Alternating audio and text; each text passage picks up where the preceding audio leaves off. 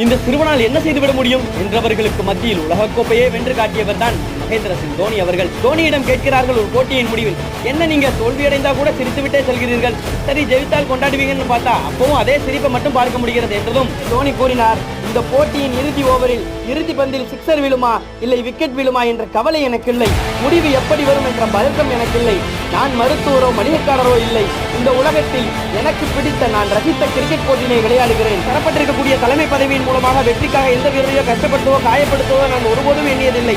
இல்லாத இந்த மனிதனால் தான் உலகக்கோப்பையை கூட வெல்ல முடிந்திருக்கிறது என்றால் மிகையாகாது. என்னதான் மைதானத்தில் கிரிக்கெட் போட்டிகளை நாம் ரசித்தாலும் உள்ளூர்ல வெற்றி பெறும் அந்த தருணத்தினை எளிதில் மறந்துவிட முடியாது. ஒரு மனிதனை சாதனையாளர் ஆக்கிடும் தளம் தான் உள்ளூர்ல விவசாய நிலைமை. அப்படி ஒரு போட்டியை தான் ஆத்துக்குள்ளாச்சில நடந்தது.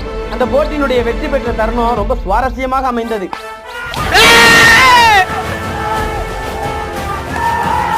இது போன்ற ஒரு வெற்றியை நீங்க பெற்ற கமெண்ட்ல சொல்லுங்க. வீடியோ பிடிச்சிருந்தா லைக் பண்ணுங்க, ஷேர் பண்ணுங்க, கமெண்ட் பண்ணுங்க.